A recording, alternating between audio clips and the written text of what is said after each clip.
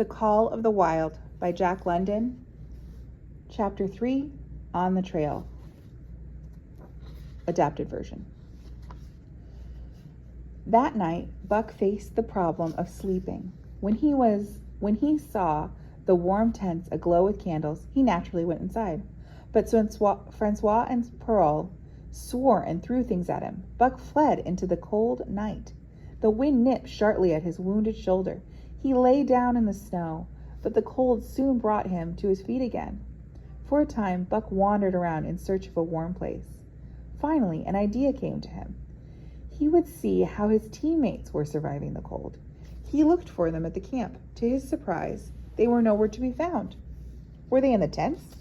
No, that would not be possible, since he had been driven out. Then, suddenly, the snow gave way under him. Something moved at his feet.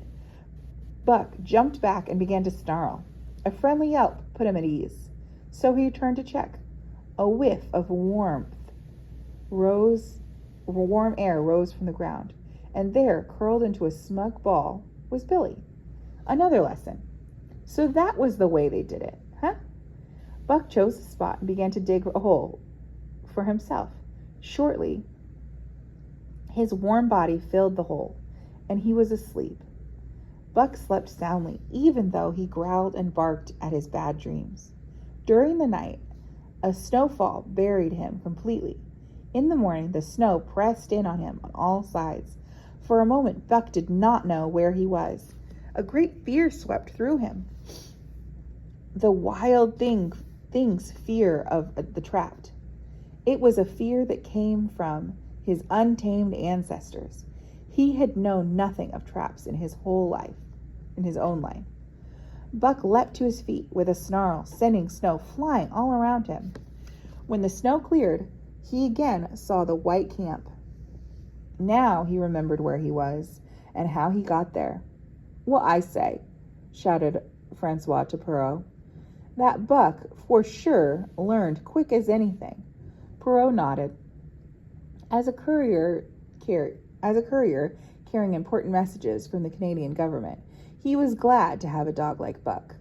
3 more huskies were added to the team, making a total of 9. All were quickly harnessed and readied for the trip to Deon Canyon and Dawson. Buck was glad to be going. The work was hard, but he did not hate it. He was surprised to see that all the animals had caught the spirit of excitement. More surprising still was the change in Dave and Sol-leks. In the harnesses, they had become new dogs. Now they were active and alert and eager to begin the journey. Dave was the dog harnessed closest to the sled. Buck was in front of Dave. Then Sol-leks and the rest pulled in single file behind Spitz, the leader. Buck had been placed between Dave and Sol-leks so he might learn from them. They were good teachers who taught their lessons with their teeth. Dave was fair and wise. He nipped at Buck when he made mistakes, but he never nipped without reason. Once, when Buck got tangled in the straps and delayed things, both Dave and Sol-leks gave him a beating. Buck learned quickly. As he learned, the nips became less frequent. It was a hard day's run across glaciers and snowdrifts, but they made good time. Late that night, they pulled into camp at Lake Bennett. Thousands of gold seekers were building boats there. Buck made his hole in the snow and slept the sleep of the weary. And in the early morning darkness, he would again be harnessed with his mates to the sled.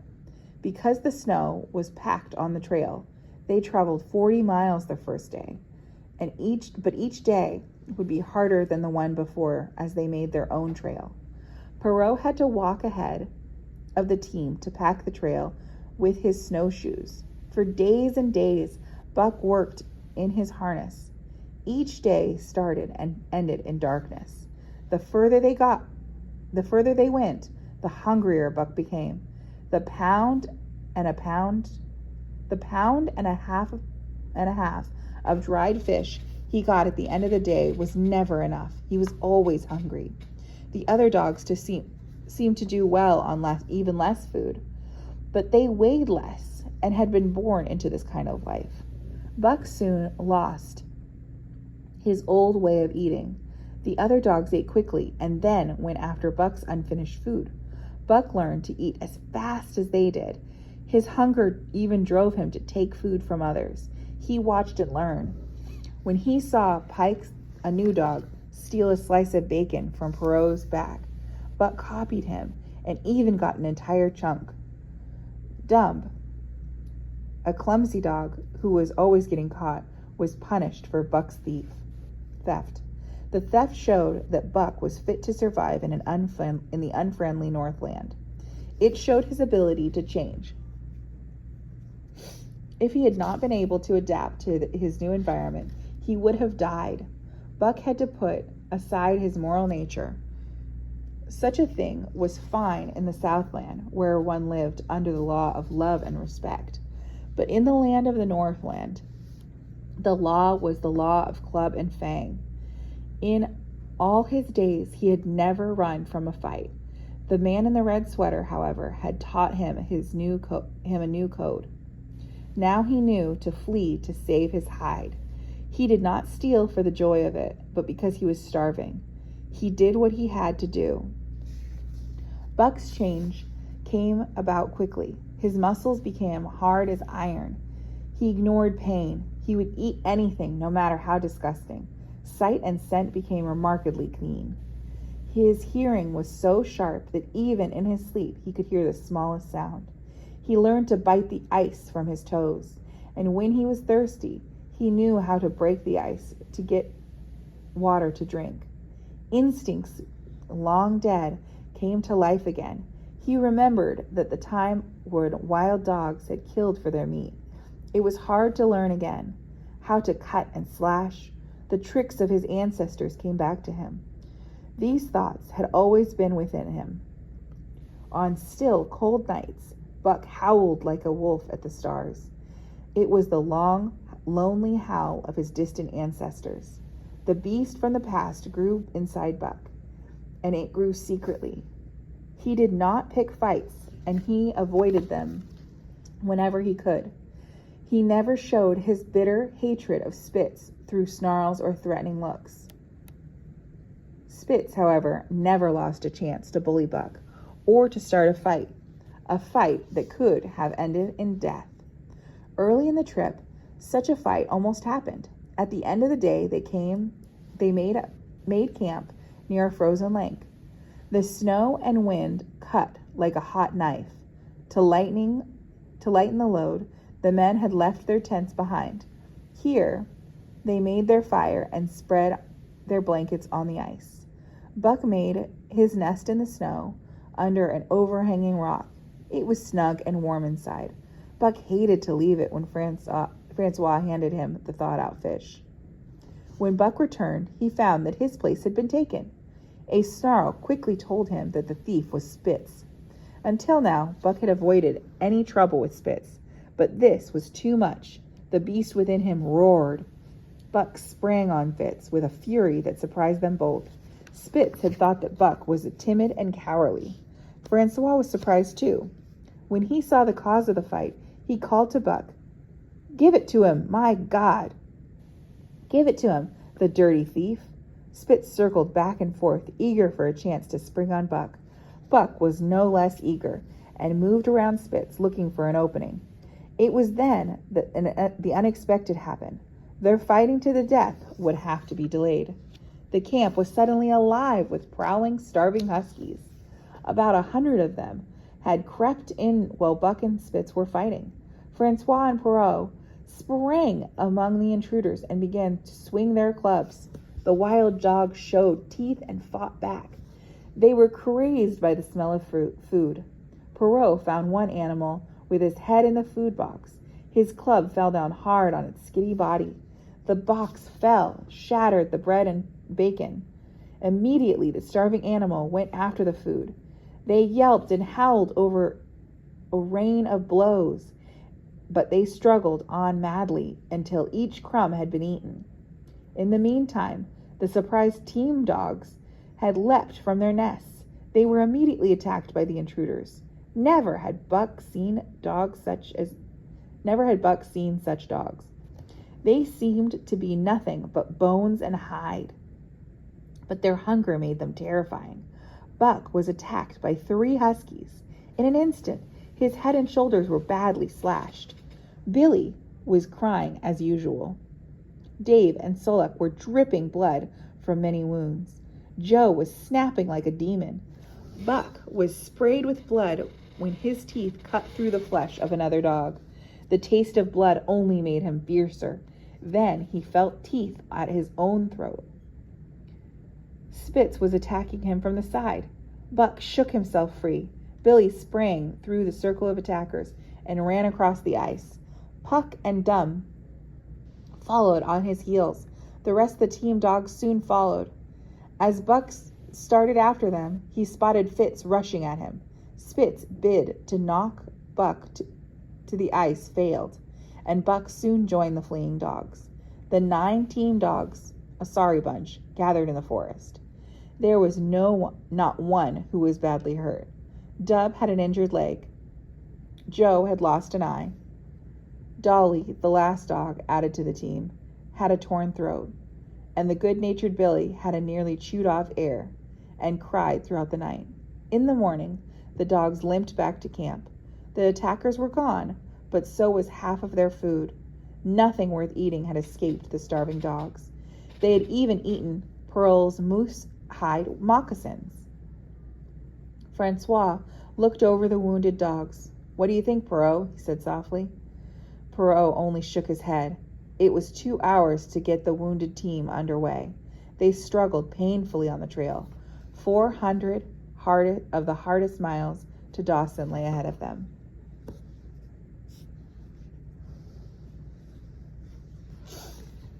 The Call of the Wild by Jack London. Chapter 4, A Fight to the Death. It took 6 days to cross the 35-mile river. They were terrible days. Every foot of the way was dangerous. Only a few quiet places in the wild river would hold ice. A cold snap had dropped the temperature to 50 below zero. Perrault often broke through the ice. Each time he had to build a fire to dry his clothes, or he would have died from the cold. Nothing stopped Perrault. He had been chosen as the government courier because of his willingness to take risks. Once Dave and Buck broke through the ice, they were pulled out half frozen and nearly drowned. Another time, Spitz went through the ice, taking most of the team with him. Only Buck and Dave were left on the edge of the hole. Buck and Dave and Francois, behind the sled, all strained backwards. One by one, the dogs were pulled out of the icy water. They covered only a quarter mile that day. Buck and the rest of the dogs were played out, but Perrault pushed them to make up for lost time. They covered 35 miles the next day, and 40 the day after that, and 40 the day after that. Buck's feet were not small and hard like those of the huskies. Their feet, of dogs of his breed, had become soft since the days of their ancestors. Buck limped along in great pain. In camp, he lay down like a dead dog. As hungry as he was, he would not move even to get his fish. Francois had to bring it to him. After supper, Francois rubbed Buck's feet. He even cut off the top of his moccasin to make little moccasins for Buck's sore feet. This was a great help. Later, after Buck's feet had grown hard, the worn-out footgear was thrown away. One morning, as they were about to leave, Dolly suddenly went mad. She let out a howl and sprang at Buck. He had never seen a dog go mad, so he had no fear of madness. He knew here was horror, and he fled in panic. Dolly, panted and drooling, was just a leap after him. They raced through the woods and ice streams. As he ran, Buck could hear Dolly snarling behind him. Francois called out to Buck, and Buck doubled back to camp, hoping that Francois would save him. There, Francois stood holding an axe. As Buck shot past him, the axe crashed down on Mad Dolly's head. Buck staggered against the sled, sobbing for breath. Again, Spitz saw his chance. He sprang on Buck and sank his teeth to the bone. Suddenly, Francois's whip fell on Spitz. Buck stood by and watched as Spitz received a terrible whipping. "One devil, that Spitz," said Perrault. "Someday he'll kill that buck." "That buck's two devils," answered Francois. "Some fine day he'll get mad, and then he'll chew that Spitz all up and spit him out. Sure, I know." From then on, it was war between Spitz and Buck. Spitz knew that his place as lead dog was being threatened. Buck had surprised him. Other Southland dogs were soft and weak, but Buck was different. He matched the Huskies in strength and savagery. The man in the red sweater had knocked all the rashness out of him. Buck was patient and crafty like the wild dogs of an earlier time. A fight for leadership would come. Buck wanted to be leader. He had gripped tight by the pride of the trail, a pride that made dogs work to last. This pride made Spitz fear Buck as a possible rival. This was Buck's pride too. Buck openly challenged Spitz's leadership. One morning after a heavy snowfall, Pike remained hidden in the nest under the snow. He did not come when Francois called him to the sled. Spitz was wild with anger. He snarled through the camp, looking and digging for Pike. Hearing his snarls, Pike shivered in his hiding place. When Pike was at last found, Spitz flew at him in rage, but Buck flew between them with equal rage, throwing Spitz off his feet. Seeing his opportunity, Pike sprang on the leader. Buck, who had long ago forgotten any idea of fair play, also jumped on Spitz. Francois chuckled and brought down his whip hard on Buck again and again. Spitz continued to punish Pike. The days passed and Dawson grew closer. Buck continued to stand between Spitz and the other dogs, and now he did it when Francois was not around. Buck's actions made the other dogs dare to rebel. Things went from bad to worse on the team. Trouble was everywhere, and Buck was always at the bottom of it. Francois knew that sooner or later the two dogs would fight to the death. Many nights he awoke thinking that he heard Buck and Spitz at it again. The great fight did not happen. One dreary afternoon, they pulled into Dawson. The town was filled with countless men and dogs. Buck saw that the dogs were working. The way of things seemed to be that dogs should always work. Here and there, Buck met some Southland dogs, but most of the dogs were of the wild wolf husky breed. Every night, they wailed a weird, eerie song. Buck was happy to join in their howling. He was stirred by these long, drawn-out wailings, which called him back to his beginnings. 7 days after pulling into Dawson, the men left again with their team. This time they headed for Dia and Skagwick. Perrault had more dispatches to deliver. The team boomed to the Yukon Trail, making 50 miles the first day. But still, there were a lot of trouble. Buck's revolt had caused problems within the team. With Buck's protection, the other dogs no longer feared Spitz. One night, Pike robbed Spitz of his fish, gulping it down under Buck's protection. Even good-natured Billy no longer whined meekly around Spitz. Buck snarled every time he came near Spitz. Without the control of a leader, the dogs squabbled constantly. Only Dave and Slokey remained unchanged. The fight to the death started at night. Dub scared up a rabbit. In a second, the whole team was in a full cry after it.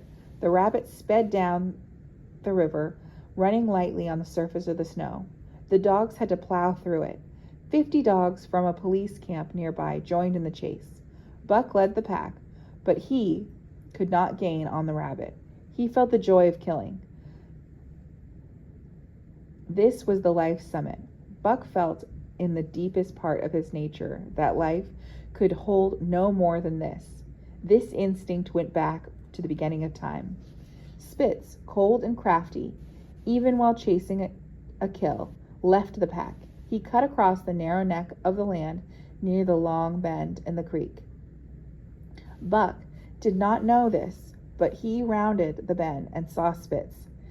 He had leapt into the path of the rabbit, catching it in midair. The rabbit shrieked in terror at the ferocious white teeth, broke its back. Buck drove at Spitz so hard that he missed his throat. The two dogs rolled over and over in the powdery snow. Spitz was up instantly, slashing Buck down the shoulder. Buck knew the time had come. It would be a fight to the death. The dogs circled, snarling, ears back, each waiting for his chance. Over the white woods lay a ghostly calm. Nothing moved, and the breath of the dogs rose slowly in the frosty air. Spitz had fought many times before. He had mastered every kind of dog. His rage never let him forget that his enemy also felt such rage. Buck's attacks were answered with attacks. Fang clashed fang, and mouths were cut and bleeding. Time and again, Buck tried for Spitz's throat. Each time, Spitz splashed him and got away. Then Buck drew back and drove at Spitz's shoulder like a ram. Again, Spitz leaped away, slashing at Buck. Spitz was unharmed. Buck was bleeding and panting hard. All this time, the other dogs had stood in a silent circle. They were waiting to finish off the dog that went down. As Buck grew winded, Spitz took to rushing him. Once Buck went over, the circle of dogs started towards him, but Buck came around quickly. The circle fell back. Buck fought his instincts, but he could also fight by head. He rushed at Spitz's shoulder, as he had done before, but at the last instant he dropped low. His teeth closed around Spitz's left leg. There was the sound of breaking bone. The white dog faced Buck on 3 legs. Buck repeated this trick and broke Spitz's other right leg. In spite of the pain, Spitz struggled to stay up. He saw the circle of eyes and tongues moving towards him. There was no hope for Spitz. Buck felt no mercy for him as he began his final rush. The circle had closed. Now Buck could feel the breath of the huskies on his own back. He could see them waiting to spring. For a moment, nothing happened. Then Spitz staggered back and forth and snarled as if to frighten away death. Buck sprang and met Spitz shoulder to shoulder. The dark circle quickly became a dot on the snow as Spitz disappeared beneath the rush of dogs. Buck was the champion, and he had made his kill and found it good.